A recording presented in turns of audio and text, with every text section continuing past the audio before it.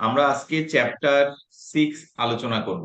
আমরা গত ক্লাসে চ্যাপ্টার 5 নিয়ে আলোচনা করেছিলাম, ইন্টারনাল কন্ট্রোলস। এই ইন্টারনাল কন্ট্রোল নিয়ে আমরা আলোচনা করেছিলাম চ্যাপ্টার 5 এ। সো আপনাদের কারো যদি কোনো কোশ্চেন থেকে থাকে চ্যাপ্টার 5 থেকে, আপনারা কোশ্চেন করতে পারেন। ওকে, কারো কোনো কোশ্চেন নেই। আমরা চ্যাপ্টার 6 শুরু করব।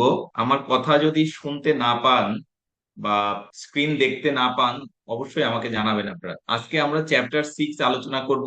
চ্যাপ্টার 6 আলোচনা করার আগে কতগুলো বিষয় একটু আপনাদের সাথে আলোচনা করব।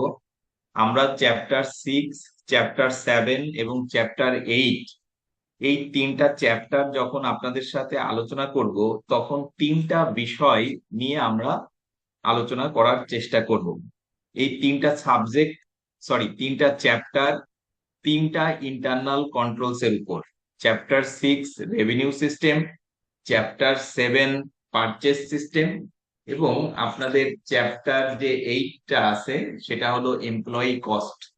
আমি আবারও রিপিট করতেছি, chapter 6 revenue system, chapter 7 purchase system এবং চ্যাপ্টার 8 হলো এমপ্লয়ি কস্ট। এই তিনটা চ্যাপ্টার তিনটা ভিন্ন ইন্টারনাল কন্ট্রোলস এর উপর। আমরা এই তিনটা চ্যাপ্টার যখন আলোচনা করব, তখন কয়টা বিষয় আমরা মাথায় রাখতে বলেছি বলেন তো? তিনটা বিষয় আমাদেরকে মনে রাখতে হবে। এক নাম্বার হলো রিস্ক, অর্থাৎ একটা প্রতিষ্ঠান কি ধরনের রিস্ক ফেস করতেছে অথবা অ্যারাইজ হচ্ছে, এই রিস্ক গুলো মিনিমাইজ করার জন্য কি ধরনের ইন্টারনাল কন্ট্রোলস ইমপ্লিমেন্ট করবে ওই প্রতিষ্ঠানে।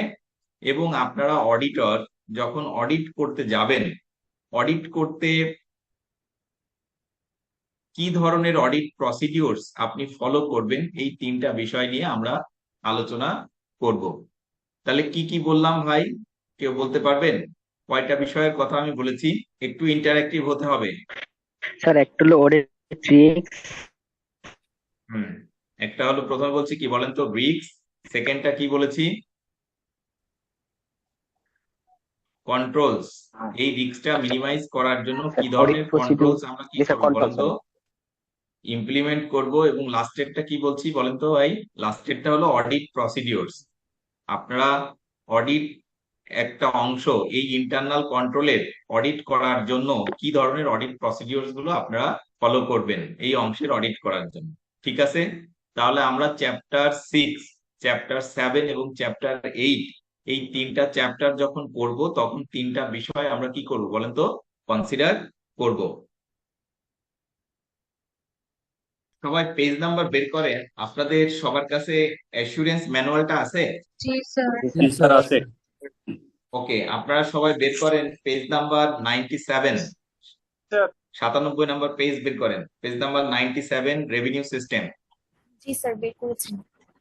ওকে, স্যার আমি একটু আউট অফ মাই হাউস আছি স্যার, আমার কাছে ম্যানুয়ালটা আপাতত নেই। আমি আপনার স্লাইড দেখে কি পারবো ক্লাসটা করতে?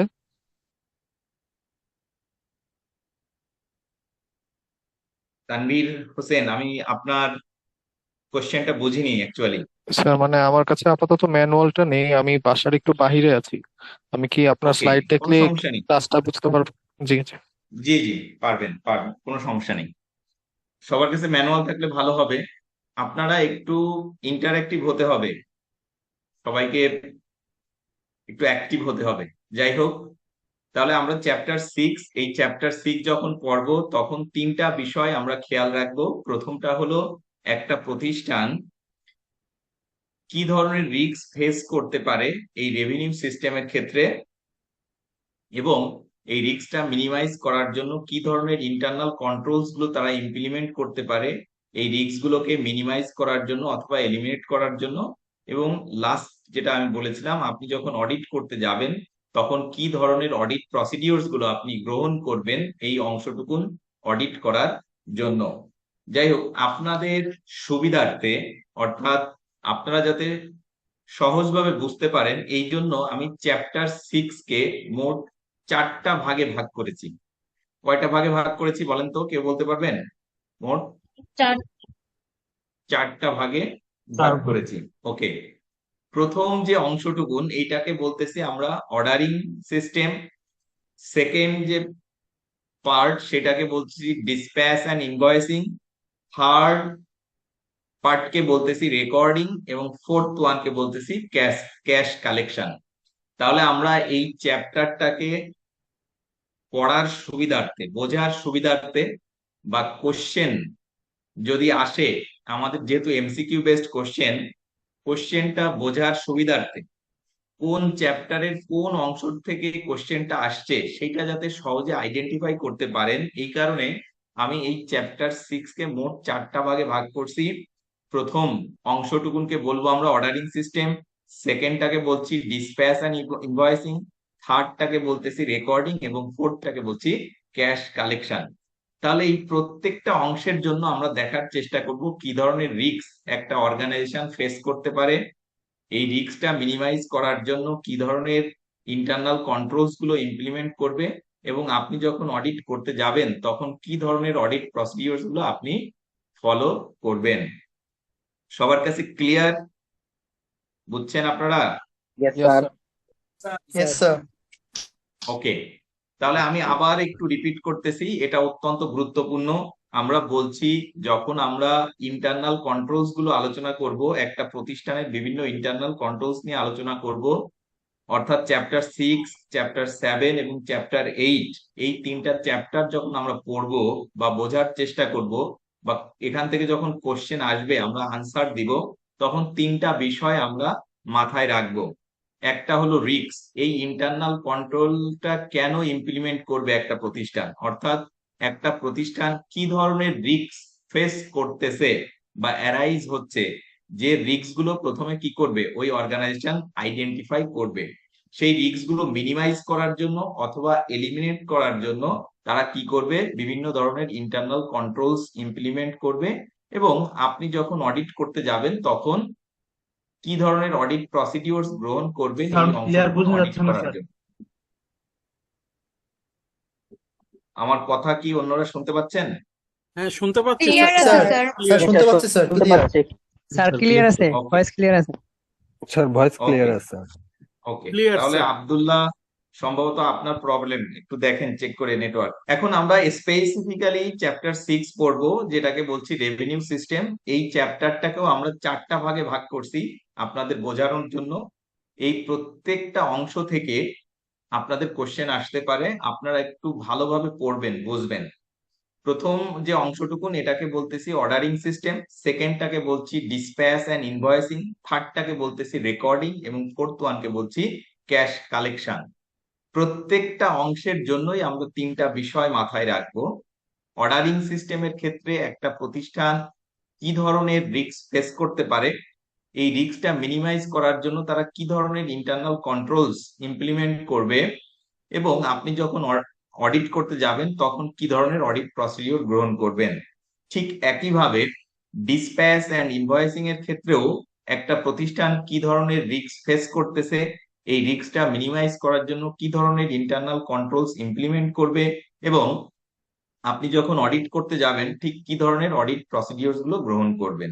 ঠিক একইভাবে রেকর্ডিং এবং ক্যাশ কালেকশনের জন্যও আমাদের কি করতে হবে, একটা প্রতিষ্ঠান কি ধরনের রিস্ক ফেস করতেছে, এই রিস্কটা মিনিমাইজ বা এলিমিনেট করার জন্য তারা কি ধরনের ইন্টারনাল কন্ট্রোলস গুলো ইমপ্লিমেন্ট করবে, এবং আপনি অডিট করতে গেলে কি ধরনের অডিট প্রসিডিওরস গুলো আপনি গ্রহণ করবেন, সেই বিষয়গুলো নিয়েই আসলে এই চ্যাপ্টার 6 রেভিনিউ সিস্টেম এখানে আলোচনা করেছে। সো আপনাদের কাছে আমার রিকোয়েস্ট থাকবে, আপনারা এই প্রত্যেকটা অংশ আপনাদের বইয়ে ঠিক আলাদা করা আছে, প্রত্যেকটা অংশ থেকে কি ধরনের এমসিকিউ কোশ্চেন আসতে পারে আমি তো অবশ্যই এখানে পড়াবো, আপনারাও বাসায় নিজেরা একটু চেষ্টা করবেন কি ধরনের এমসিকিউ প্রত্যেকটা অংশ থেকে আসতে পারে, সেটা নিজেরা একটু চিন্তা ভাবনা করার, বোঝার।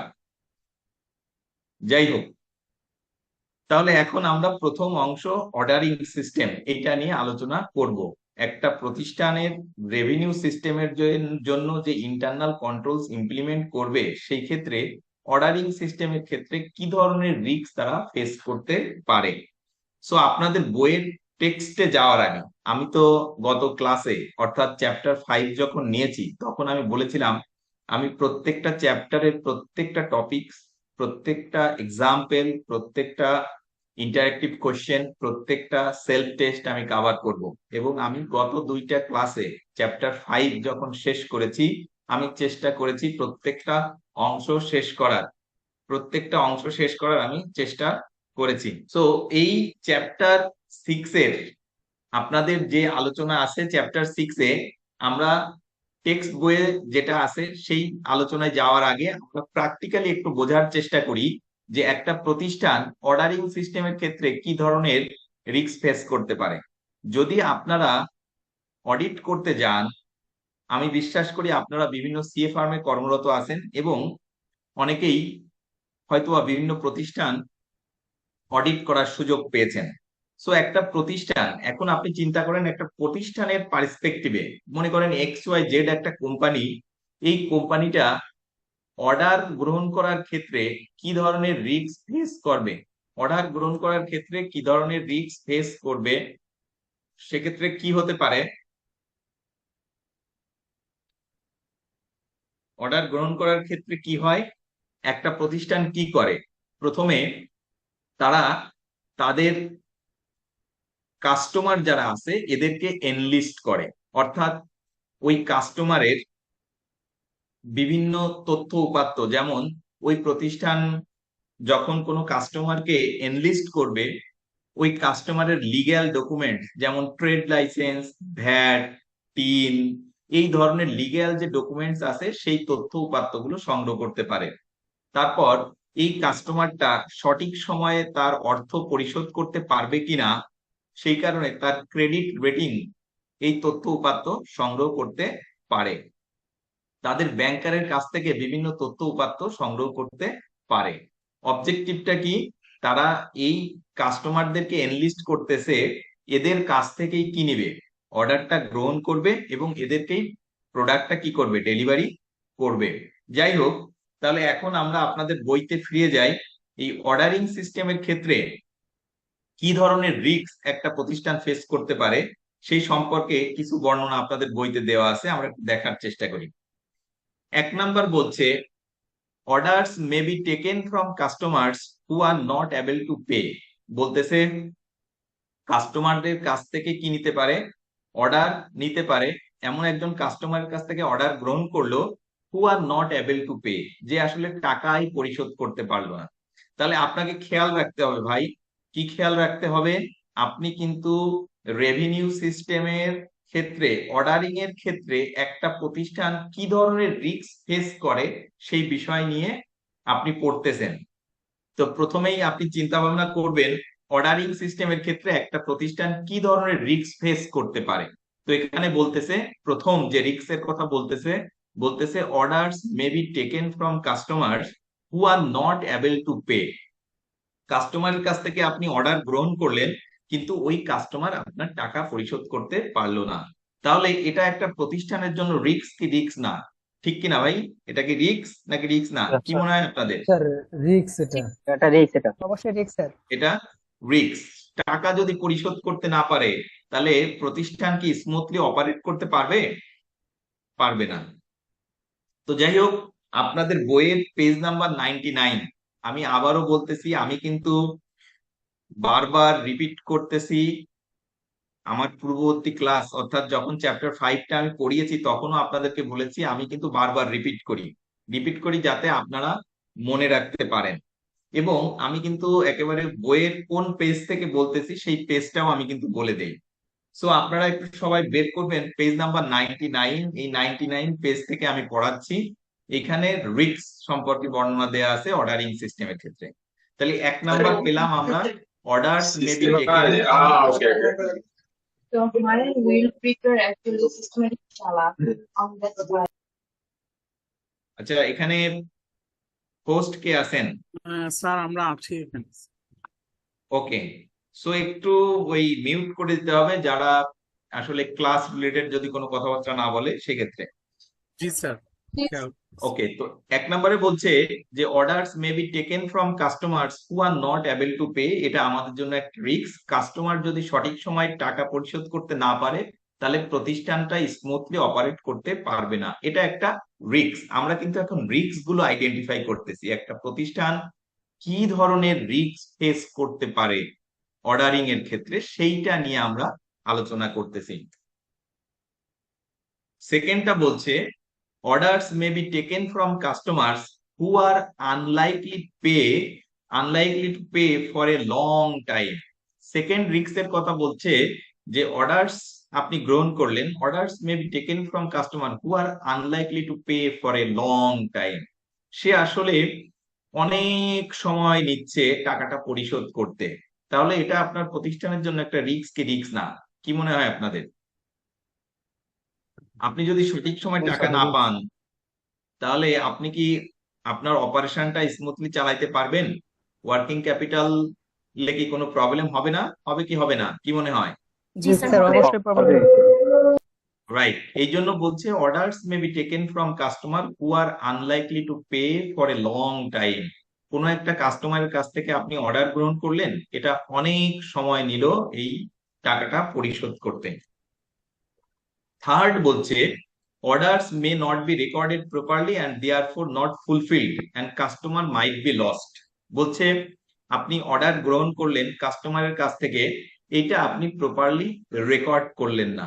যেহেতু আপনি প্রপারলি অর্ডারটা রেকর্ড করেন নাই, সেহেতু সঠিক সময় এই পণ্যটা আপনি কি করতে পারেন নাই, প্রডিউস করতে পারলেন না এবং কাস্টমারকে সঠিক সময় ডেলিভারি দিতে পারলেন না।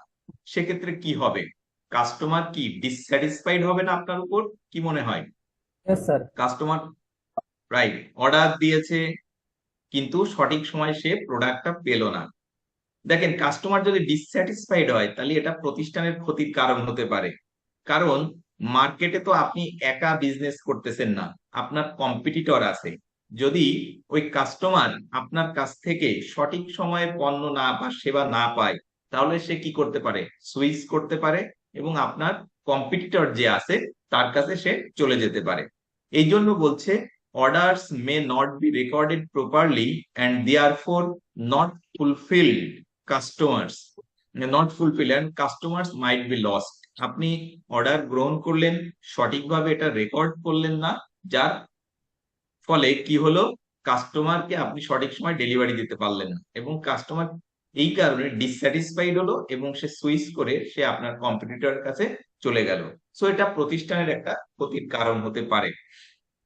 তো দেখেন, আমাদের অর্ডারিং এর ক্ষেত্রে একটা প্রতিষ্ঠান রেভিনিউ সিস্টেমের অর্ডারিং এর ক্ষেত্রে একটা প্রতিষ্ঠান এই 3 ধরনের রিস্ক কি করতে পারে? ফেস করতে পারে। মোট কয় ধরনের বলেন তো? 3 ধরনের রিস্ক ফেস করতে পারে, যেটা আপনাদের বইয়ের পেজ নাম্বার 99 এই পেজে দেওয়া আছে। সো ক্লাসের শুরুতে আমরা যা বলেছিলাম, আমরা 3টা বিষয় মাথায় রাখবো। একটা হলো একটা প্রতিষ্ঠান কি ধরনের রিস্ক ফেস করতে পারে, এই রিস্কটা মিনিমাইজ করার জন্য কি ধরনের ইন্টারনাল কন্ট্রোলস গুলো ইমপ্লিমেন্ট করতে পারে, আর আপনি যখন অডিট করতে যাবেন তখন আপনি কি ধরনের অডিট প্রসিডিওরস গুলো গ্রহণ করবেন।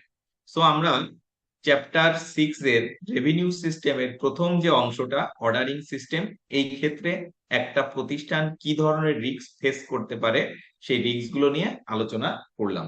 আমরা যদি একটু রিপিট করি, সেক্ষেত্রে বলছে 1 নাম্বার রিস্ক বলছে orders may be taken from customer who are not able to pay। এমন একজন কাস্টমারের কাছ থেকে অর্ডার গ্রহণ করলো যে আসলে টাকাই পরিশোধ করতে পারলো না।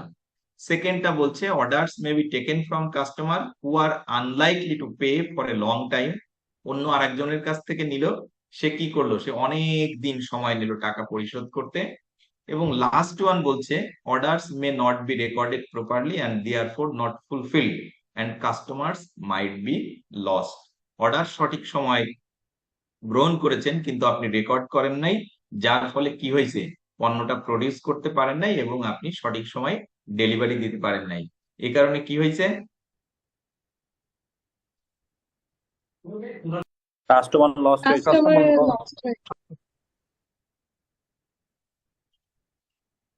লস্ট হয়ে যেতে পারে। সো এখন আমরা দেখার চেষ্টা করব এই রিস্ক গুলো মিনিমাইজ করার জন্য অথবা এলিমিনেট করার জন্য একটা প্রতিষ্ঠান কি ধরনের ইন্টারনাল কন্ট্রোলস গুলো ইমপ্লিমেন্ট করতে পারে এই রিস্কটা মিনিমাইজ বা এলিমিনেট করার জন্য। 1 নাম্বার বলছে সেগ্রিগেশন অফ ডিউটিজ।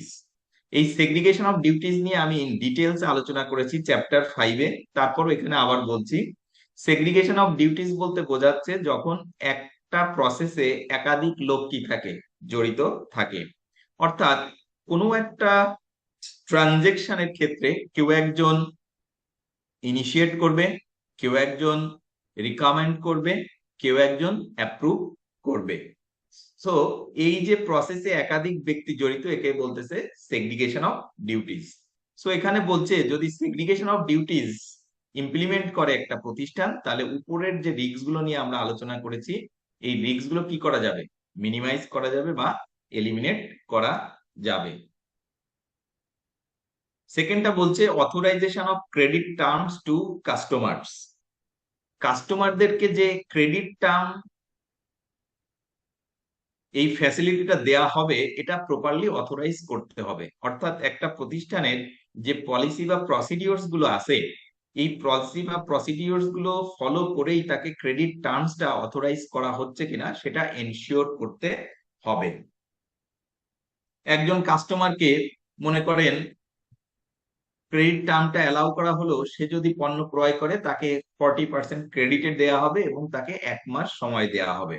তাহলে এইটা তাদের পলিসিতে আছে কিনা, এবং এই পলিসিতে যদি থাকে, তাহলে এই ক্রেডিট টার্মটা অথরাইজ করার দায়িত্বে কে আছে, সেই ব্যক্তি এটা অথরাইজ করতেছে কিনা সেটা এনশিওর হতে হবে। তাহলে উপরের যে রিস্ক গুলো আছে, এই রিস্ক গুলো আমরা কি করতে পারবো, মিনিমাইজ করতে পারবো বা এলিমিনেট করতে পারবো। এই থার্ড পয়েন্টটা বলছে, আরেকবার যদি বাতান। আচ্ছা ওকে, তানভীর এখানে বলছে যে মনে করেন এবিসি একটা কাস্টমার, সে আপনার প্রতিষ্ঠানের সাথে এনলিস্টেড হতে চাচ্ছে।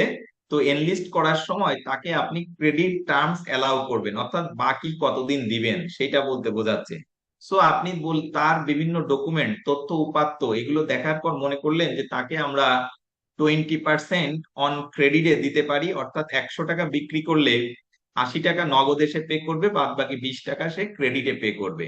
এবং তাকে সময় দেয়া হবে এই 20% পে করার জন্য 1 মাস বা 30 days। এই যে ক্রেডিট টার্মসটা আপনি তাকে অ্যালাউ করতেছেন, এইটা কোনো একজন দায়িত্বপ্রাপ্ত ব্যক্তি কি করবে, অথরাইজ করবে আপনার প্রতিষ্ঠানে। এইটাকে বলতেছে authorization of credit terms to the customers. So Tanvir, আপনি জি বুঝতে স্যার, পেরেছেন? জি স্যার, ওকে, থ্যাংক ইউ, বুঝতে পেরেছি। Thank you. থার্ড বলতেছে authorization for changes in other customer data. যদি কোনো কাস্টমারের ডেটা চেঞ্জ করতে হয়, অর্থাৎ আপনি কোনো একটা কাস্টমারের এনলিস্টেড করেছেন বিভিন্ন তথ্য উপাত্ত দিয়ে, এখন এই তথ্য উপাত্তের যদি কোনো চেঞ্জ করতে হয়, তাহলে যে ব্যক্তি অথরাইজড পারসন ওই প্রতিষ্ঠানের, সেই ব্যক্তি এটা চেঞ্জ করতে পারবে। অন্য কোনো ব্যক্তি কি করতে পারবে না, চেঞ্জ করতে পারবে না।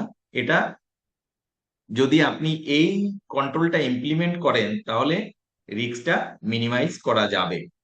কিভাবে? মনে করেন কোনো একটা কাস্টমারকে দেয়া হলো মাত্র 20% ক্রেডিট ফ্যাসিলিটি। সো কোনো একজন আনঅথরাইজড পারসন, সে কি করতে পারে, এটাকে যদি চেঞ্জ করতে পারে, সে সেটা করে দিল 40% বা 50%। তাহলে পরবর্তীতে তার সাথে যখন নতুন করে সে যখন অর্ডার দিবে, সে কত পার্সেন্ট ফ্যাসিলিটি পেয়ে যাবে বলেন তো? অ্যাজ পার রেকর্ড 40% পেয়ে যাবে। তো এটা প্রতিষ্ঠানের জন্য ক্ষতির কারণ হতে পারে না, পারে কিনা? Yes, ওকে, তো এই জন্য বলছে যে authorisation for changes in other customer data, যদি কোনো কাস্টমারের ডেটা চেঞ্জ করতে হয়, তাহলে যে কেউ কি করতে পারবে না, চেঞ্জ করতে পারবে না। যে ব্যক্তি এই দায়িত্বে আছে, সেই ব্যক্তি কি করতে পারবে বলেন তো, চেঞ্জ করতে পারবে। এরপর বলছে orders only accepted from customers who have no credit problem. বলতেছে যে অর্ডারস কার কাছ থেকে গ্রহণ করবে বলেন তো? Orders only accepted from customer who have no credit problem. যার ক্রেডিট রেটিং ভালো। বলছে যার ক্রেডিট রেটিং ভালো, রাইট, তাকেই কি করতে হবে বলেন তো? তার কাছেই প্রোডাক্টটা অর্ডার অ্যাকসেপ্ট সেল করতে করতে হবে। হবে বা তার কাছ থেকে অর্ডারটা নিতে হবে। এই জন্য বলছে orders only accepted from customer who have no credit problems. যার কোনো ক্রেডিট প্রবলেম নাই, তার কাছ থেকেই কি নিতে হবে বলেন তো? অর্ডারটা গ্রহণ করতে স্যার হবে। ক্রেডিট প্রবলেমস বলতে কি এই জায়গায় আমরা একটা মানুষের গুডউইল বলতে বোঝাচ্ছি, না, মানে এটা তার বলতে যে বোঝাচ্ছে আসলে লেনদেনের যে রাইট, তার সলভেন্সিটা বোঝাচ্ছে, সে আসলে ফাইনান্সিয়ালি তার স্ট্রেংথটা কেমন, সে টাকাটা পরিশোধ করতে পারবে কিনা। বুঝতে পেরেছেন? মানে স্যার ফাইন্যান্সিয়াল জি ভাবে জি স্যার। স্টেবল কি? Right, right. এরপর বলছে correct price quoted to the customer. বলছে আপনাকে কাস্টমারের কাছে কারেক্ট প্রাইসটা কি করতে হবে, কোট করতে হবে। সো আপনি যদি কারেক্ট প্রাইস কোট না করেন সেক্ষেত্রে কি হবে, সেক্ষেত্রে কাস্টমার ডিসস্যাটিসফাইড হতে পারে এবং সে সুইচ করতে পারে আপনার কম্পিটিটরের কাছে। তো যদি একটা লয়াল কাস্টমার, যার ক্রেডিট কোনো প্রবলেম নাই, সঠিক সময় অর্থ পরিশোধ করে, এমন একটা কাস্টমারের সাথে যদি এরকম একটা ঘটনা ঘটে যে আপনি সঠিক প্রাইসটা কোট করেন নাই, সেক্ষেত্রে সে কি হতে পারে, ডিসস্যাটিসফাইড হতে পারে এবং সে সুইচ করে আপনার কম্পিটিটরের কাছে যেতে পারে আর কি। এরপর বলছে matching of customer orders with production orders and dispatch note. বলছে কাস্টমারের যে অর্ডার গুলো আছে, এই কাস্টমারের অর্ডারটা প্রোডাকশন অর্ডারের সাথে কি করতে হবে, ম্যাচ করতে হবে এবং ডিসপ্যাচ নোটের সাথে। অর্থাৎ সে যে পরিমাণ, যে কোয়ান্টিটি কোয়ালিটি অর্ডার করেছিল সেইটার সাথে প্রোডাকশন অর্ডারের মিল আছে কিনা এবং ডিসপ্যাচ নোটের মিল আছে কিনা, এইটা এখন আপনাকে কি করতে হবে, ম্যাচিং করে দেখতে হবে। ডিলিং উইথ কাস্টমার কোয়ারিজ, কাস্টমারের যদি কোনো কোয়ারি থেকে থাকে তাহলে আপনাকে তার সাথে কি করতে হবে, ডিল করতে হবে। তো এই ইন্টারনাল কন্ট্রোলস গুলো কোনো একটা প্রতিষ্ঠান যদি ইমপ্লিমেন্ট করে, তাহলে উপরের যে রিস্ক গুলো নিয়ে আমরা আলোচনা করেছি অর্ডারিং সিস্টেমের ক্ষেত্রে, সেই রিস্ক গুলো আমরা কি করতে পারি, মিনিমাইজ করতে পারি বা এলিমিনেট করতে পারি। সো আপনারা এটা পাবেন আপনাদের বইয়ের পেজ নাম্বার 99, 99 পেজে আপনারা এগুলো পাবেন আর কি। আপনারা বের করেন সবাই পেজ নাম্বার 100, বের করেছেন? স্যার এখানে একটা ওয়ার্ক এক্সাম্পল আছে, কন্ট্রোলস ওভার অর্ডারিং। সবাই পেয়েছেন এটা, কন্ট্রোল ওভার অর্ডারিং ক্ষেত্রে? জি স্যার। জি স্যার প্রতীক সাহা, আপনি কোনো কোশ্চেন আছে, হ্যান্ড রেইজ করেছেন? জি স্যার, আমাদের যে কন্ট্রোলস এর এরিয়া আছে, কন্ট্রোলস এর এরিয়াতে আপনি মনে হয় একটা পয়েন্ট একটু হয়তো বা ভুল হয়েছে। সেটা হচ্ছে মানে ছাড়া পড়ে গেছে, সেটা হচ্ছে গিয়ে sequential numbering of blank pre printed order documents and subscription checking of এই ইয়েটা কমপ্লিটেন্স, এই ইয়েটা মনে হয় স্যার মানে ছাড়া পড়ছে, একটু যদি মানে দেখতেন। আমি কি আমি আমি আসলে সবগুলো এখানে আনি নাই, আমি তো ভুল করি নাই, বলেন যে এটা পড়াই নাই, ঠিক কিনা? না স্যার, আমি ভুলের করা, আমি পরবর্তীতে আমি বলছি যে হয়তো চেঞ্জ হয়ে মানে হয়তো বা ছাড়া পড়ে গেছে, আমি তাই বলছি পরে। আচ্ছা আচ্ছা, এটা এটা আছে পরবর্তীতে, এই জন্য আমি এখানে রিপিট করি নাই। আবার যেহেতু আপনি কোশ্চেন করে বসছেন, আমি আনসারটা এখানে দিয়ে দিই। এটা প্রত্যেকটা অংশে পাবেন, এই জন্য আমি পরবর্তীতে আলোচনা করার জন্য রেখেছিলাম। আপনি যদি আমার ফার্স্ট চ্যাপ্টার ক্লাস করে থাকেন, যাই হোক। তো এটা বলতেছে যে sequential numbering of blank pre-printed order documents and subsequent checking of sequence for completeness। এখানে বলতেছে যে আপনাকে যে অর্ডার ফর্ম গুলো থাকবে এটা প্রি প্রিন্টেড হতে হবে এবং প্রি নাম্বারড হতে হবে। অর্থাৎ 1-এর পর 2, 2-এর পর 3, 3-এর পর 4, 4-এর পর 5, এভাবে যেতে হবে। ক্লিয়ার? সো যদি ধরেন 1-এর পর 3 আইছে, 3-এর পর 5 বা 5-এর পর 7 আসলো, তখন স্বাভাবিকভাবে একটা কোশ্চেন আসতে পারে না, তাহলে ভেতরের নাম্বার গুলো কোথায় গেল। বুঝতে পারছেন? তো এইটা বলছে একটা কন্ট্রোল সিস্টেম। সো এটা আসলে আমি পড়াতাম একটু পরেই, যেহেতু এটা আপনি সব জায়গায় পাবেন আর কি, কমন। বুঝতে পারছেন? জি স্যার, ঠিক আছে। ওকে। আচ্ছা, আমার এখানে এখন আজান হচ্ছে, আমরা একটু 2 মিনিট বিরতি নেই, আজানটা শেষ হলে আমরা আবার শুরু করব, ঠিক কিনা? Yes sir. ওকে। আপনারা সবাই পেজ নাম্বার 100, 100 নাম্বার পেজ বের করেন। এখানে একটা ওয়ার্ক এক্সাম্পল আছে কন্ট্রোলস ওভার অর্ডারিং এর উপর। বলছে manufacturing company limited is a large manufacturing company selling a unique product. বলতেছে এমসিএল ম্যানুফ্যাকচারিং কোম্পানি লিমিটেড এই যে large manufacturing company selling a unique product, একটা কোম্পানির নাম এখানে বলছে MCL। এই কোম্পানিটা একটা ম্যানুফ্যাকচারিং কোম্পানি যারা একটা ইউনিক প্রোডাক্ট সেল করে থাকে। It has an established customer base, এদের একটা এস্টাবলিশড কাস্টমার বেজ আছে। But as its product is unique, কিন্তু এর প্রোডাক্ট গুলি খুবই unique. It also receives regular inquiries from potential customers that have not bought products from MCL before। বলছে MCL একটা company যারা ম্যানুফ্যাকচার করে একটা ইউনিক প্রোডাক্ট, এবং এদের একটা এস্টাবলিশড কাস্টমার বেজ আছে, অর্থাৎ তাদের একটা কাস্টমার বেজ আছে, এটা এখানে বলার চেষ্টা করছে। But it's product is unique, যেহেতু এর প্রোডাক্টটা খুবই unique, it also receives regular enquiries from potential customers.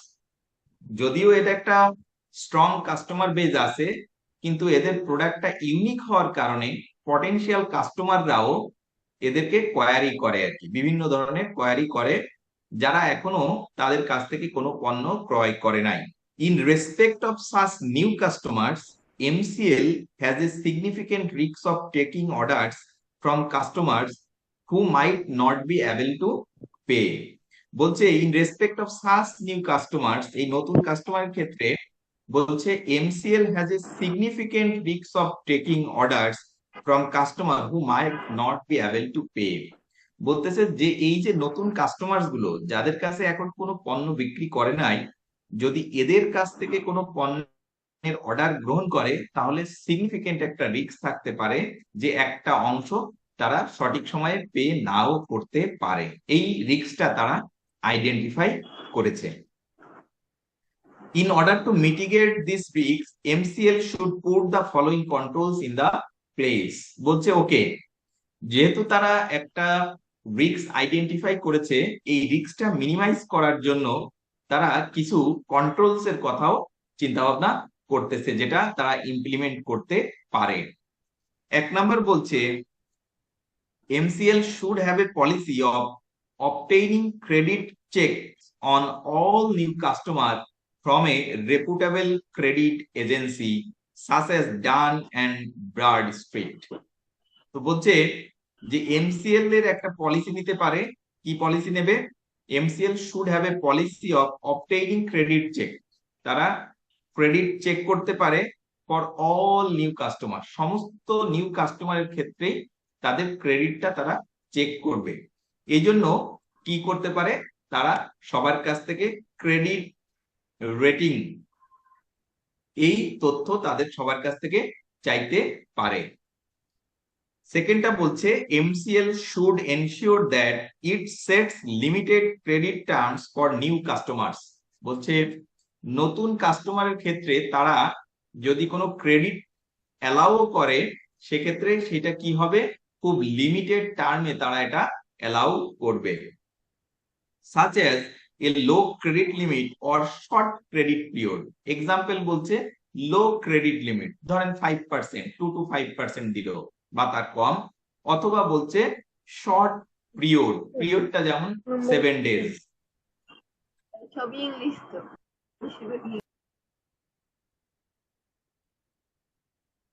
এরপর বলছে although these terms could be reviewed once the relationship is established। বলছে এই টার্মগুলো কি করতে হবে, এই টার্মগুলো অবশ্যই রিভাইজড করতে হবে। কখন রিভাইজড করতে হবে? বলছে যে যখন তার সাথে একটা গুড রিলেশনশিপ হয়ে যাবে, যখন তার পেমেন্ট নেচারটা বুঝে যাবে, তখন এই টার্মস গুলো আবার রিভাইজড করতে হবে। এরপর বলছে senior member of staff should sign off on all new customers before orders are accepted. বলছে যে কোনো অর্ডারই গ্রহণ করার ক্ষেত্রে ওই প্রতিষ্ঠানের একজন সিনিয়র স্টাফ যিনি অথরাইজেশনের দায়িত্বে থাকবে, তিনি অবশ্যই এটাকে কি করবে, অথরাইজড করবেন। The member of staff should check that appropriate credit references have been obtained and that the credit terms extended are reasonable। বলছে যে তাদেরকে দুইটা বিষয় এনশিওর করবে সে। এক নাম্বার হলো ক্রেডিট রেফারেন্সটা নেওয়া হয়েছে কিনা এবং তার যে যদি ক্রেডিট টার্মসটা এক্সটেন্ড করা হয় সেটার জন্য রিজনেবল কোনো ভিত্তি আছে কিনা, এই বিষয়গুলো তারা অবশ্যই চেক করবে। New customer account should be reviewed and followed up for prompt payment until a relationship is established. বলছে নতুন কাস্টমারের অ্যাকাউন্টস গুলো অবশ্যই কি করতে হবে, রিভিউ করতে হবে এবং ফলো আপ করতে হবে। কেন ফলো আপ করতে হবে?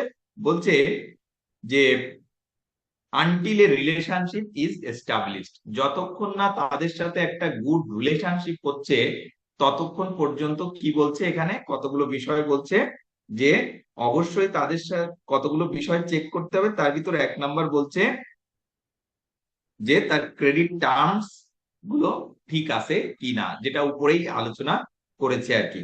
MCL is in strong position to set limited credit terms to new customers as it is the sole source of product।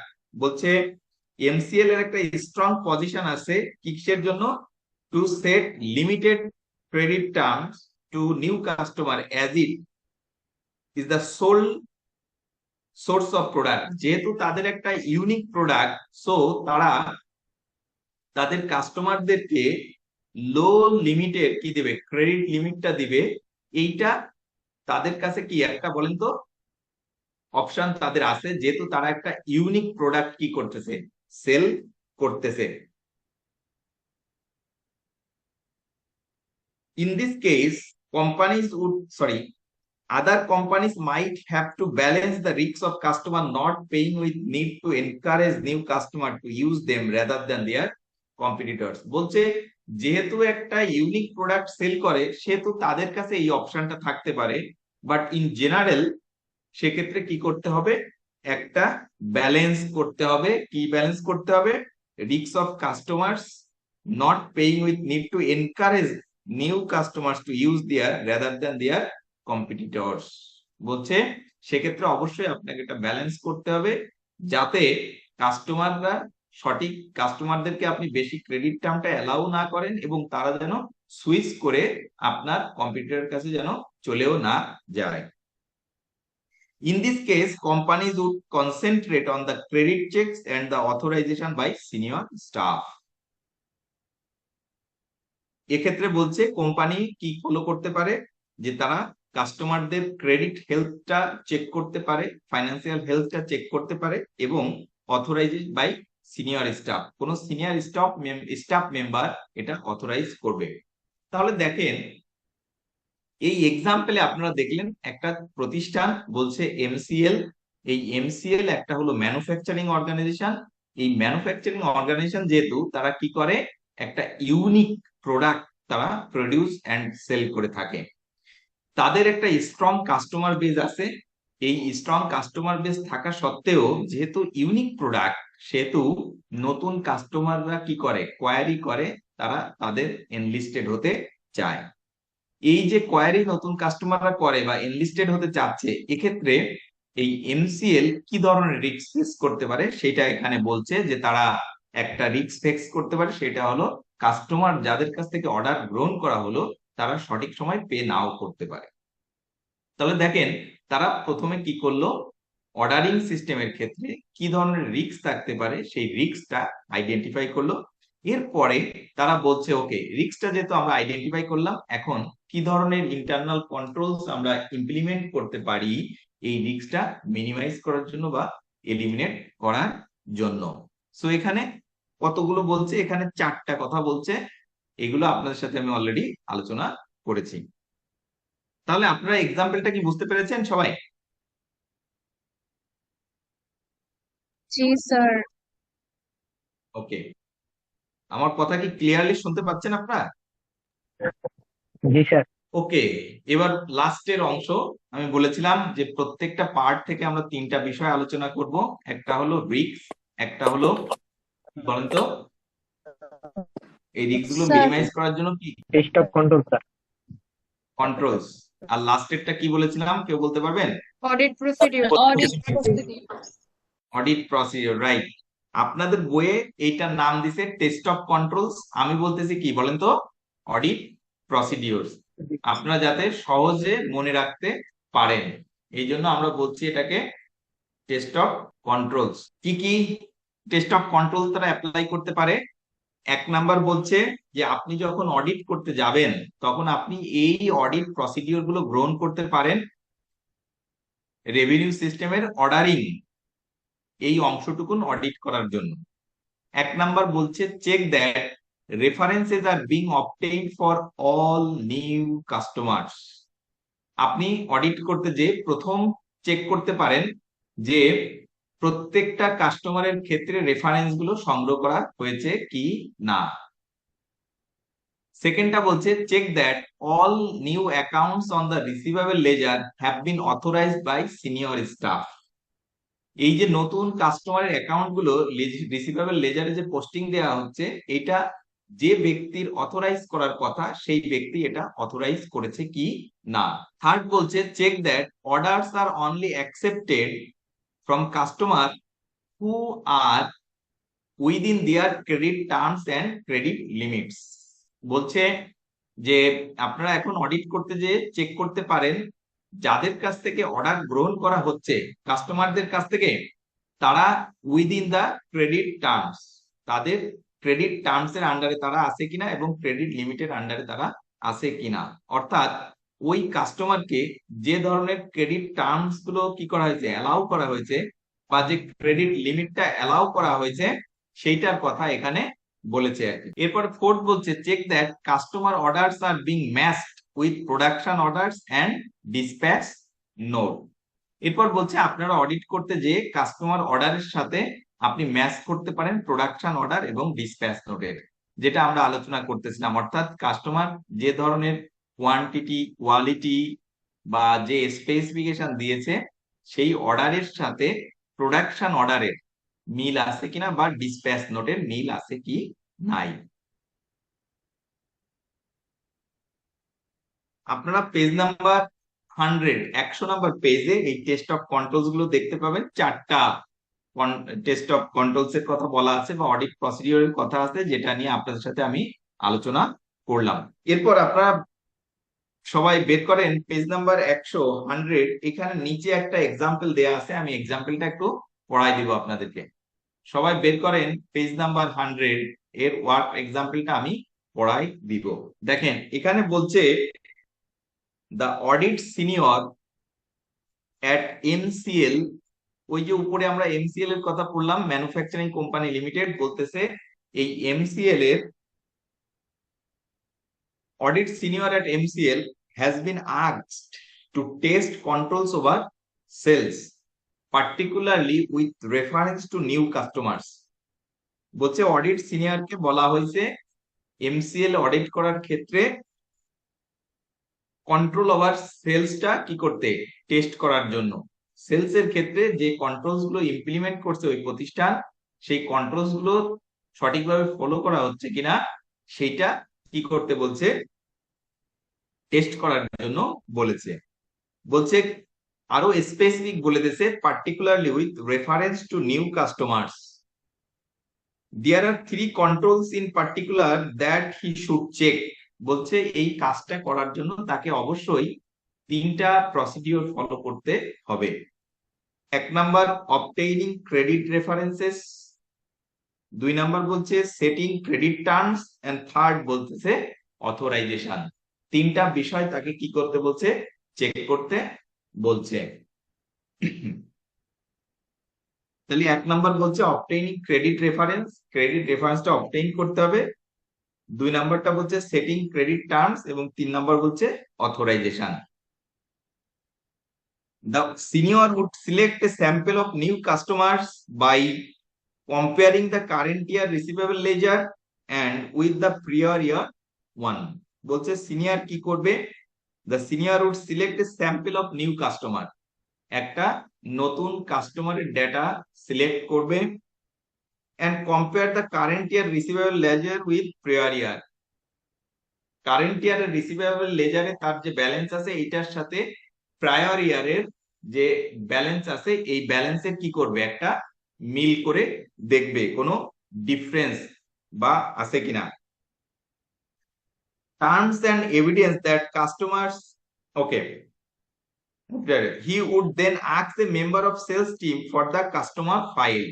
তারপর সে কি করবে, তাদেরকে বলবে যে এই কাস্টমারের পার্সোনাল ফাইলটা নিয়ে আসার জন্য। অর্থাৎ সে পার্সোনাল ফাইলে সাথে এখন ক্রস চেক করে দেখার চেষ্টা করবে তাকে যে পরিমাণ ক্রেডিট টার্মস অ্যালাউ করার কথা সেই পরিমাণ টার্মসই অ্যালাউ করা হয়েছে কিনা, বা বেশি বা কম অ্যালাউ করা হয়েছে কি না।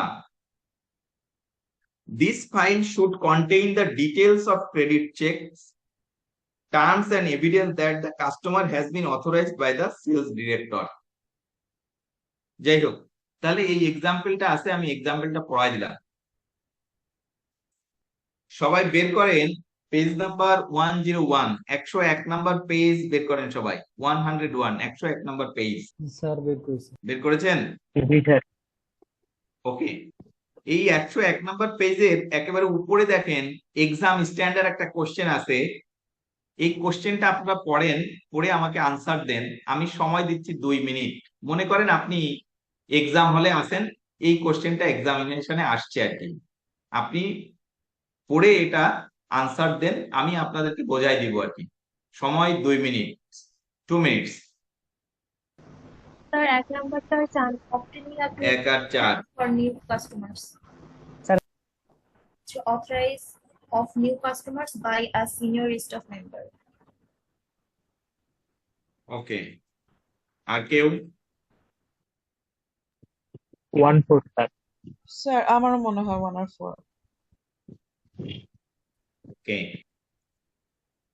তো আমি পড়াই দিই। দেখেন বলছে MCPLC is a company, MCPLC একটা company that has had a number of inquiries from potential new customer in recent month.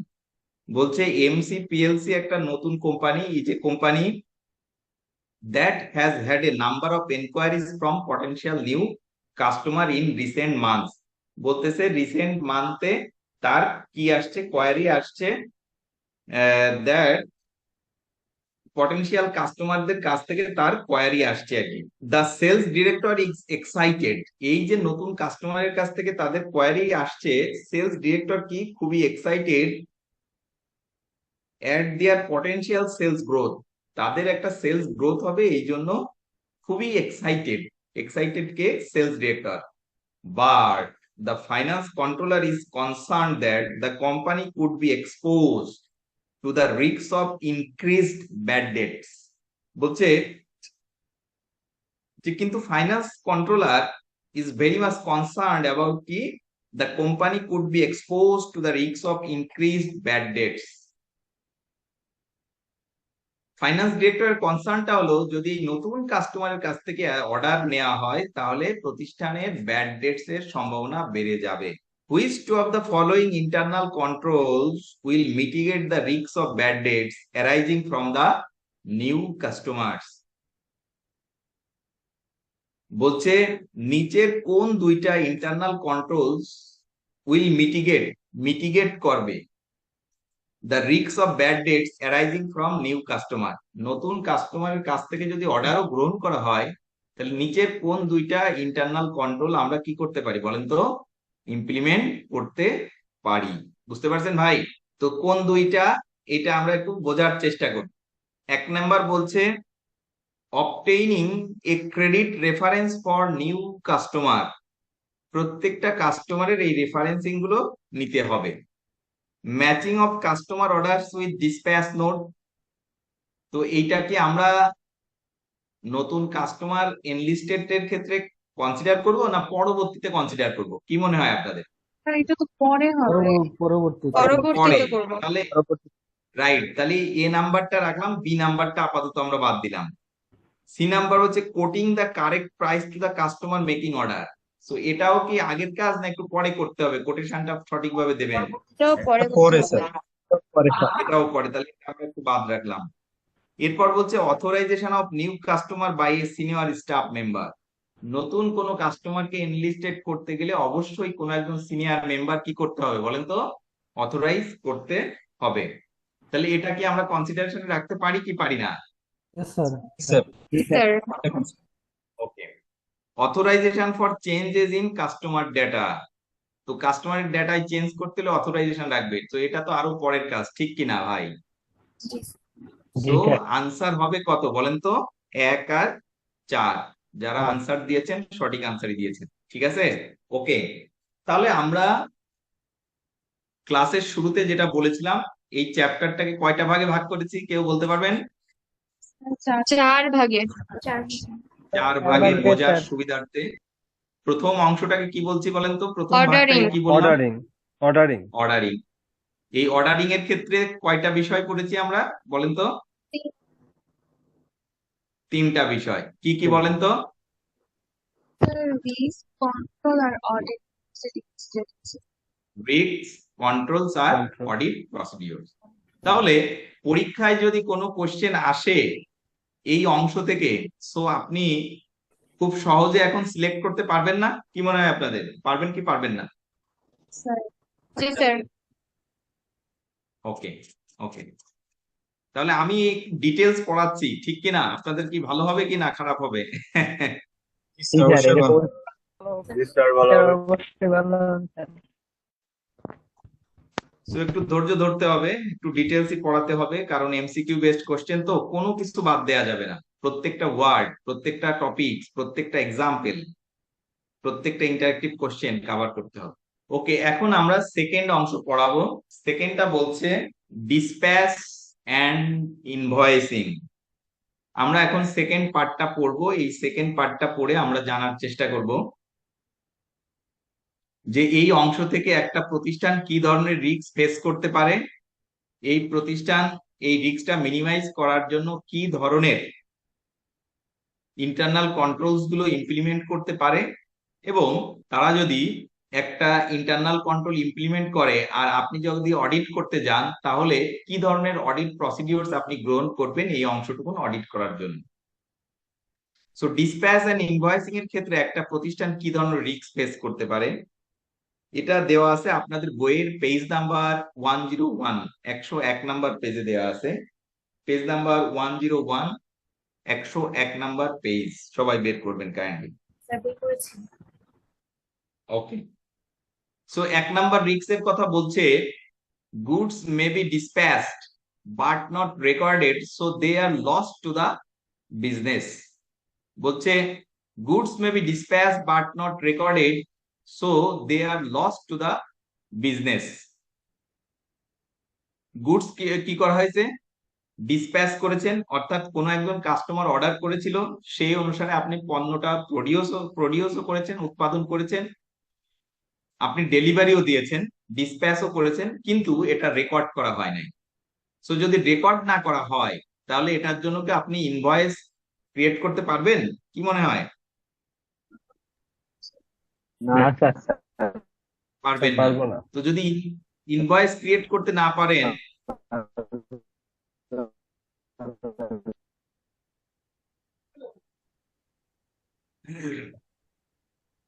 So এক্ষেত্রে কি হতে পারে? বলছে প্রতিষ্ঠানের এটা ক্ষতির কারণ হতে পারে না? প্রতিষ্ঠান Yes, sir. কি করতে পারবে না? বিল করলো না, তাহলে টাকা কি কালেকশন হবে? কি মনে হয় আপনাদের, হবে কি হবে না? স্যার রেকর্ড না হলে পরে ইনভয়েসিং হবে না, ইনভয়েসিং না হলে পরে বিল হবে না। কালেকশন হবে না। রাইট, তাহলে এইটাকে বলতেছে 1 নাম্বার রিস্ক, কারণ আমরা এখন রিস্ক আইডেন্টিফাই করতেছি কি ধরনের রিস্ক হতে পারে, সেটা মিনিমাইজ করার জন্য ইন্টারনাল কন্ট্রোলস গুলো আমরা ইমপ্লিমেন্ট করব। সো 1 নাম্বার বলছে goods may be dispatched but not recorded so they are lost to the business. তারা, এটা বিজনেসের ক্ষতির কারণ হতে পারে। সেকেন্ডটা বলছে goods may be dispatched but not invoiced for. Goods may be কি বলেন তো?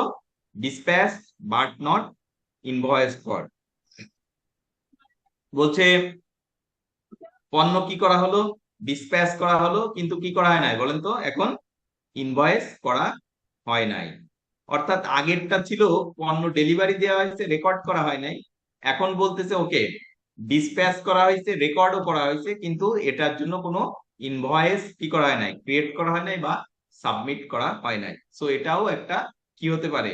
বিজনেসের জন্য লসের কারণ হতে পারে। থার্ড বলছে invoice may be raised in error with resulting customer dissatisfaction. বলছে invoice may be raised in error with resulting customer dissatisfaction.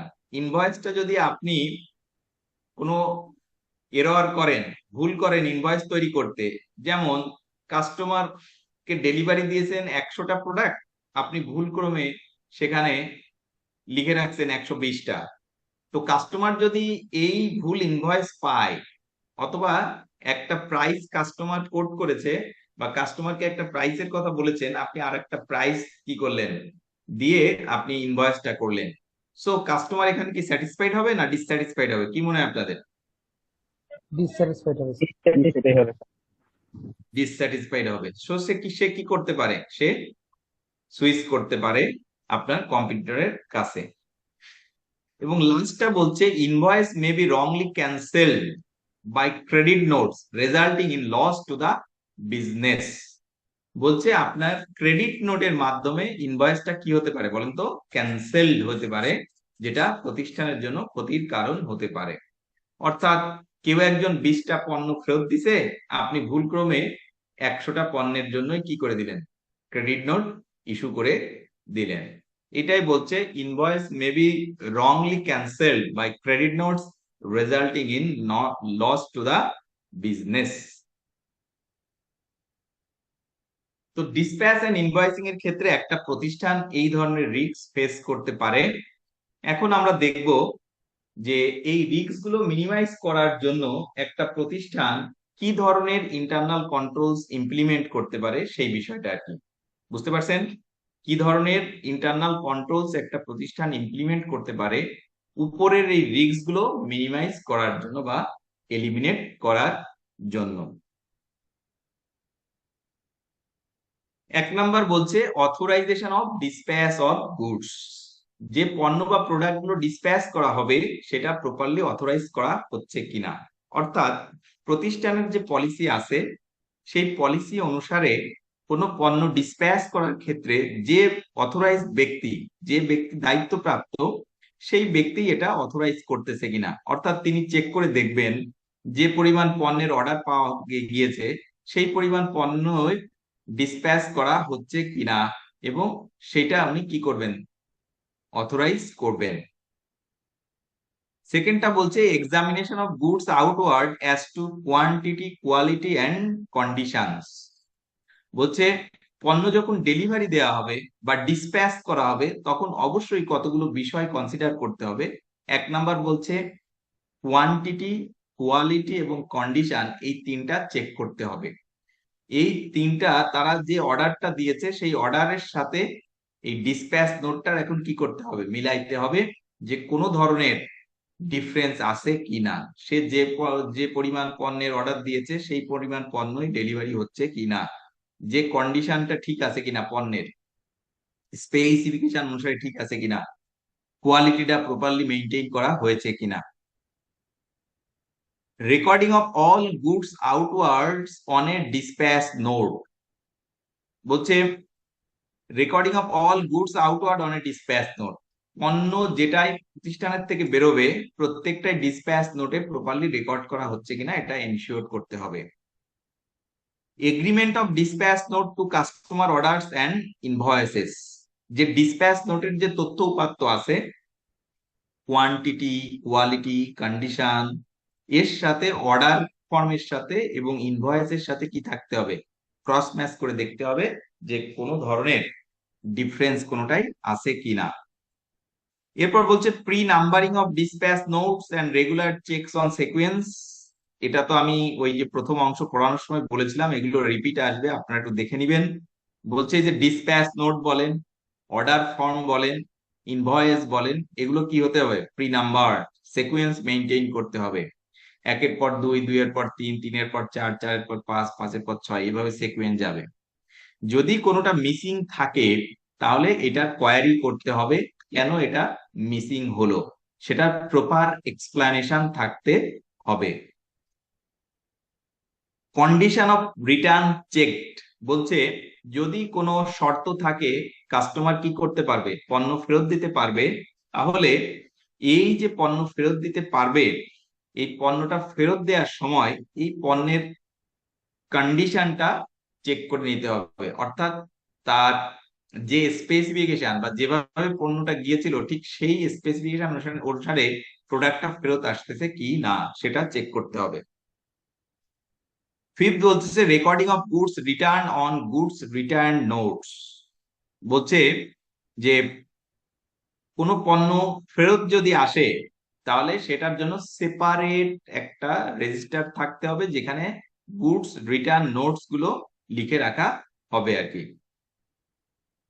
Goods যেগুলো ফেরত আসতেছে, রিটার্ন আসতেছে, সেগুলো আলাদাভাবে লিপিবদ্ধ রাখতে হবে। ওকে, এটা আপনারা পাবেন আপনাদের বইয়ের পেজ নাম্বার 101, 101 নাম্বার পেজে ডিসপ্যাচ এন্ড ইনভয়েসিং এর ক্ষেত্রে কি ধরনের কন্ট্রোলস গুলো আপনি ইমপ্লিমেন্ট করতে পারেন। সরি। ওকে, সবাই একটু বের করেন পেজ নাম্বার 102, 102 নাম্বার পেজ বের করেন। এখানে একটা এক্সাম্পল দেয়া আছে, আমি এক্সাম্পলটা একটু পড়াই দিব, সবাই বের করেন পেজ নাম্বার 102, 102 নাম্বার পেজ সবাই বের করেন। স্যার বের করছি। করেছেন? স্যার ওকে, দেখেন বলছে এমসিএল, ওই যে ম্যানুফ্যাকচারিং কোম্পানি লিমিটেড পড়েছিলাম আমরা প্রথম এক্সাম্পলটা, বলছে MCL has experienced a number of requests for credit notes recently, a result of alleged poor conditions of goods when they arrive with customers. MCL একটা কোম্পানির নাম বলছে, বলছে has experienced a number of requests for credit notes recently as a result of alleged poor condition of goods when they arrived with customers. তাহলে কি বললো যে একাধিক এ নাম্বার অফ রিকোয়েস্ট পাইছে ক্রেডিট নোটের, কিসের জন্য? যে poor condition of goods, goods এর কন্ডিশন পুয়ার হওয়ার কারণে অনেক কাস্টমার কি করেছে, এই রিকোয়েস্ট করেছে ক্রেডিট নোট ইস্যু করার জন্য। In order to ensure that credits are not being wrongly issued, MCL needs to ensure that it has sufficient control over the dispatch of its goods and their receipt by the customer. বলছে যে এতগুলো credit নোটের request আসছে তাহলে পণ্যের poor কন্ডিশনের জন্য, যখন পণ্যটা ডিসপ্যাচ করা হয়েছে তখন কি এটা প্রপারলি চেক করে দেওয়া হয় নাই, সেই কোশ্চেনটা MCL এর ম্যানেজমেন্ট ধরেন করতেছে। বলছে তাহলে এই রিস্কটা মিনিমাইজ করার জন্য, in order to ensure that credits are not being wrongly issued, credit notes are not being wrongly issued, MCL needs to ensure that it has sufficient control over the dispatch of its goods and they are received by the customer. বলতেছে ওকে, এই যে রিস্কটার কথা বলতেছি, এই রিস্কটা minimise করার জন্য MCL বললো যে আমাদের কিছু কন্ট্রোল আরো ইমপ্লিমেন্ট করতে হবে বা দেখতে হবে, পণ্যটা যখন ডিসপ্যাচ করা হচ্ছে তখন এটা প্রপারলি চেক করা হচ্ছে কিনা, বা কাস্টমার যখন এটা রিসিভ করতেছে তারা প্রপারলি এটা চেক করে রিসিভ করতেছে কি না। MCL should ensure that goods are checked before they leave MCL premises to ensure that the goods are packaged appropriately and are not damaged when they leave. বলতেছে যে MCL should ensure that goods are checked before they leave. বলছে MCL management বলতেছে যে পণ্য কোনোটা dispatch হওয়ার আগেই এইটা অবশ্যই প্রপারলি এই চেক করে নিতে হবে ডিসপ্যাচ হওয়ার আগে, and not damaged when they leave. বলছে এটাও চেক করতে হবে যে তারা এই পণ্যটা যখন প্রতিষ্ঠানের প্রেমিসেস থেকে লিভ করবে তখন এটা ড্যামেজ হয় নাই, এটাও কি করতে হবে, এনশিওর করতে হবে। Evidence of the check could be made by the checker signing a dispatch note to accompany the goods to the customer. বলছে এক্ষেত্রে এটা একটা চেকারের দায়িত্ব থাকবে, চেকার কি করবে, এটা চেক করবে প্রপারলি, এবং কাস্টমার এর যে প্রতিনিধি থাকবে রিসিভ করার জন্য তার কাছ থেকেও এটা কি নিতে হবে, সাইন করিয়ে নিতে হবে। MCL could try to ensure that goods are not left with the customer until a similar quality check has been carried out by a member of customers staff. আরো কন্ডিশন দিল, যে কন্ডিশন বলতেছে যে ওকে, আমরা তো চেক করে দিচ্ছি, কাস্টমারের পার্ট থেকেও তাদের একজন প্রতিনিধি চেক করে বলবে যে তারা যে কন্ডিশনের কথা বলেছিল, স্পেসিফিকেশন দিয়েছিল, সেই স্পেসিফিকেশন বা কন্ডিশন অনুসারে তারা পণ্যটা রিসিভ করেছে। Similarly, evidence on the dispatch note and a copy of which can be left with the customer. বলছে সিমিলারলি ডিসপ্যাচ নোটের ক্ষেত্রে এবং এর একটা কপি, কাস্টমার যে সবকিছু সব সঠিকভাবে বুঝে পেয়েছে এর একটা কপি তাদের কাছে দিতে হবে। These steps would mean that MCL had more control over the quality of the goods that arrived at the customer and more knowledge about the condition of the goods, whether a credit notes was required. If the customer has signed that the condition appeared fine when the goods arrived, customer will have to give further justification to obtain a credit. তাহলে দেখেন খুব সুন্দরভাবে এখানে বোঝাইছে dispatch and invoicing এর ক্ষেত্রে একটা প্রতিষ্ঠান যে রিস্ক গুলো ফেস করে, সেই রিস্কের ক্ষেত্রে সে কি ধরনের কন্ট্রোল গুলো ইমপ্লিমেন্ট করতে পারে, ইমপ্লিমেন্ট করলে কি হবে, প্রতিষ্ঠানটা রিস্কটা মিনিমাইজ বা এলিমিনেট করতে পারবে। এখানে এমসিএল এর এক্সাম্পল দিছে, এমসিএল এর এক্সাম্পল দিয়ে আপনাদেরকে বোঝানোর চেষ্টা করেছে। আমি পুরো এক্সাম্পলটা পড়ে আপনাদের সাথে আলোচনা করলাম। খুব সিম্পল, বলছে যে তারা রিসেন্টলি কি পেয়েছে, অনেকগুলো কোয়ারি পাইছে যে পুয়ার কন্ডিশনের মাল ডেলিভারি হয়েছে বা প্রোডাক্ট ডেলিভারি হয়েছে, তাই তো? সো এই যে প্রোডাক্টটা ডেলিভারি করা হয়েছে, পণ্যটা ডেলিভারি করা হয়েছে, সো এই পণ্যটা ডেলিভারি করার সময় তারা বলতেছে কতগুলো বিষয় একটু চেক করে নিতে হবে। কি কি বিষয় এগুলো চেক করে নিতে হবে? এক নম্বরে বলছে যে ওকে, যে স্পেসিফিকেশন বা যে কন্ডিশন, যে কোয়ালিটি তারা অর্ডারের সময় অর্ডার ফর্মের সাথে দিয়েছে, সেটা কোনো একজন ব্যক্তি চেক করে দিবে এবং ওই কাস্টমারের পক্ষে থেকেও এই যে পণ্য বা প্রোডাক্ট, এই পণ্য বা প্রোডাক্টের অংশ সঠিকভাবে তারা পেয়েছে কিনা বুঝে তাদের কোনো একজন স্টাফ মেম্বার এটা কি করে নেবে, চেক করে নিবে। শুধু চেক করেই নিবে না, বলছে তারা যে এটা সঠিকভাবে বুঝে পেয়েছে তার জন্য তারা কি করবে বলেন তো, তারা একটা ডকুমেন্টে কি করে দিবে, লিখিত দিবে, তাই তো, সাইন করে দিবে। সেটাই এখানে বলার চেষ্টা করছে। তো বলছে যে এই প্রসিডিওর গুলো যদি ফলো করা হয় তাহলে কোম্পানি যে রিস্কটা ফেস করতেছে, পণ্য ক্রেডিট নোট ইস্যু করার জন্য যে রিকোয়েস্ট পাচ্ছে, সেটা মিনিমাইজ বা এলিমিনেট করা যাবে। ওকে, টেস্ট অফ কন্ট্রোলের ক্ষেত্রে আমাদের ক্লাসের সময় প্রায় শেষ। আমি দেখি আজকে এই টেস্ট অফ কন্ট্রোলস এই অংশটুকু আমি শেষ করতে পারি কিনা। যদি 1-2 মিনিট সময় বেশি যায় আপনারা একটু ধৈর্য ধরে থাকবেন। বলছে টেস্ট অফ কন্ট্রোলস এর কথা এখানে বলছে, অর্থাৎ অডিট প্রসিডিওরস।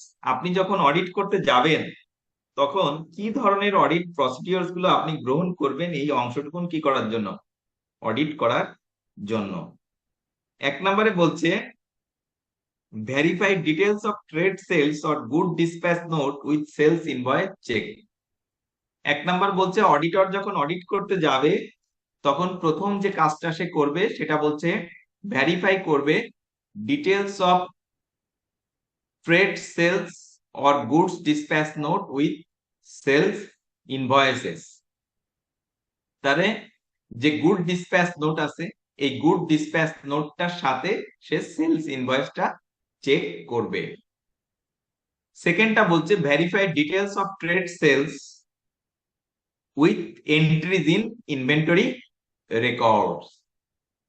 তারা ইনভেন্টরি রেকর্ডের সাথে এখন কি করবে, ক্রস চেক করবে যে পরিমাণ পণ্য সেল করা হয়েছে। ভেরিফাই নন রুটিন সেলস, যদি কোন নন রুটিন সেলস থাকে সেটা তারা ভেরিফাই করবে। Test numerical sequence of dispatch note, enquiry into missing number.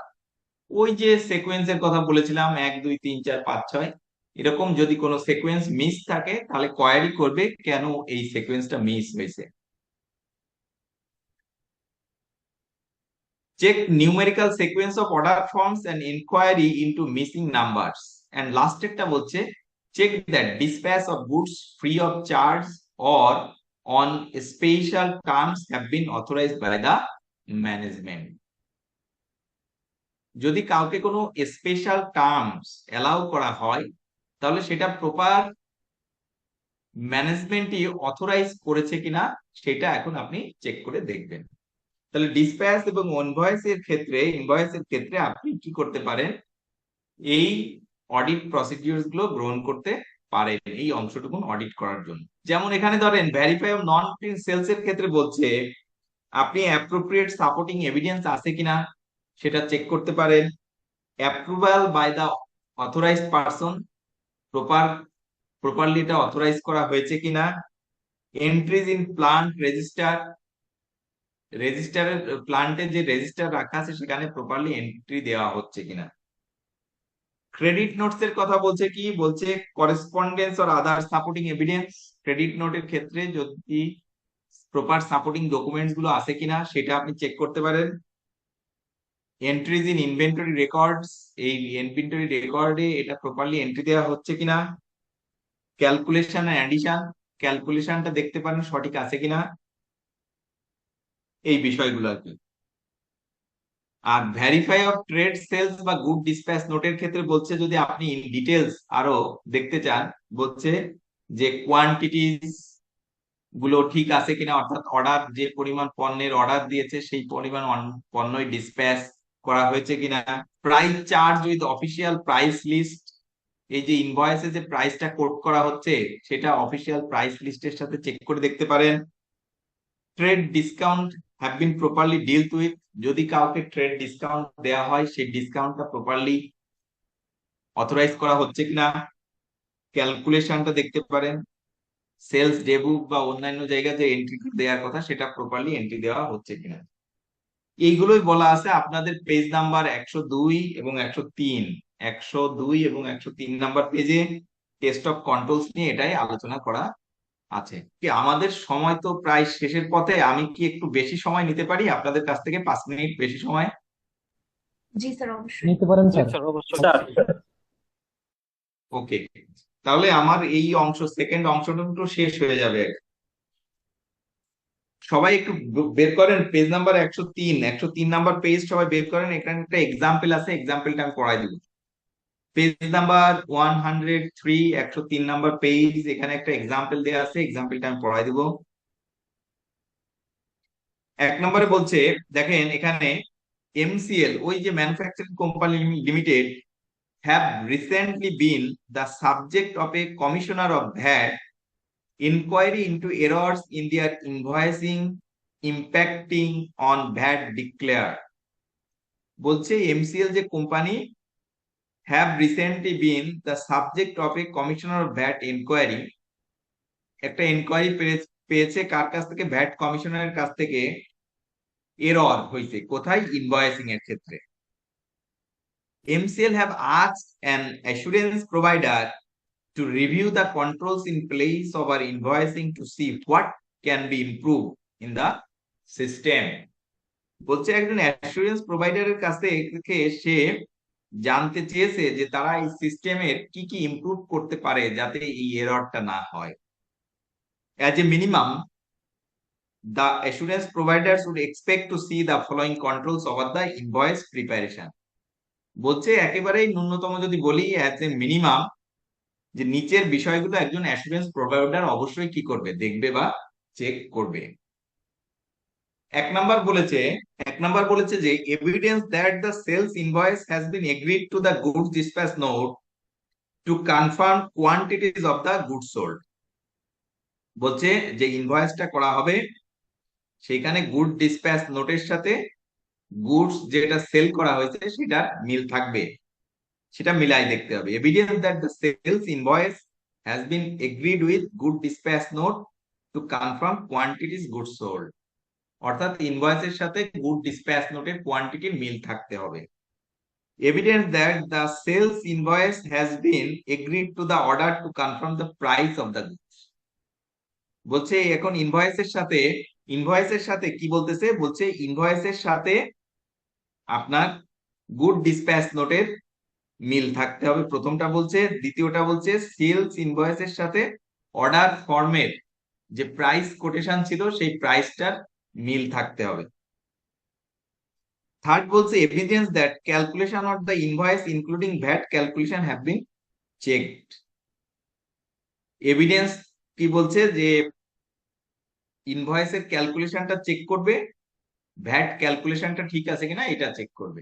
তাহলে দেখেন বলছে যে ওই কোম্পানিটা একজন অ্যাসুরেন্স প্রোভাইডারের কাছে কি চেয়েছে, জানতে চেয়েছে তারা কি কি বিষয়গুলো ইমপ্রুভ করলে ভ্যাট কমিশনের কাছ থেকে যে কোয়ারি গুলো আসছে সেগুলো মিট করতে পারে। সেখানে তিনটা কথা বলছে। একটা হলো গুড ডিসপ্যাচ নোটের সাথে ইনভয়েসের কোয়ান্টিটির মিল আছে কিনা, গুড ডিসপ্যাচ নোটের সাথে অর্ডার ফর্মের যে প্রাইস কোটেশন করা হয়েছিল তার সাথে এই ইনভয়েসের মিল আছে কিনা, আর লাস্টেরটা বলছে ভ্যাট ক্যালকুলেশনটা ঠিক আছে কিনা। এইটা in large computerise function this checks are likely to be carried out by computer program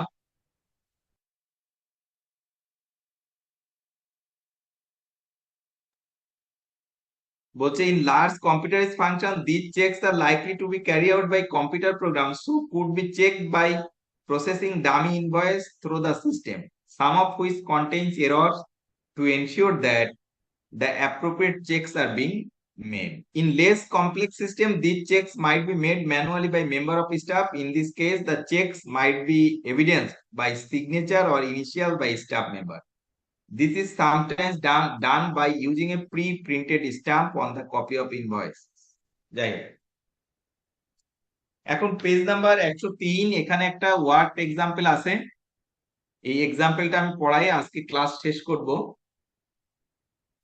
বলছে which three of the following controls will help to mitigate the risks of goods being dispatched but not invoiced. বলছে নিচের কোন তিনটা control যদি একটা প্রতিষ্ঠান implement করে তাহলে একটা রিস্কের কথা বলছে। রিস্কটা হলো গুড ডিসপ্যাচ করা হয়েছে কিন্তু ইনভয়েস করা হয় নাই, এই রিস্কটা মিনিমাইজ করা যাবে। কি বলছে, গুড ডিসপ্যাচ করা হয়েছে কিন্তু ইনভয়েস করা হয় নাই, এই রিস্কটা। এক নম্বর হচ্ছে pre numbering of good dispatch note and regular check on sequence. তাহলে এটা আমাদের প্রয়োজন আছে কি নাই ভাই বলেন তো? গুড ডিসপ্যাচ নোটটা তো প্রি নাম্বারই হতে হবে, ঠিক কিনা? স্যার ঠিক, তাহলে এটা আমরা রাখতে পারি। তিনটার কথা বলছে তো, একটা ধরেন আমরা রাখলাম। Pre numbering of invoices and regular check on sequence, এটা তো ভাই পরের কথা, পরে আমরা ইনভয়েস করব, ঠিক কিনা? Matching of good dispatch note with orders and invoice, অবশ্যই তো করতে হবে, ঠিক কিনা? গুড ডিসপ্যাচ নোটের সাথে ইনভয়েসের কোয়ান্টিটি মিলাবো। অবশ্যই। Regular review of dispatch note not match with invoice, regular তো আমরা এটা কি করব, মিলাবো, তাই না? তাহলে আনসারটা হবে 1, 3 এবং 4। ওকে,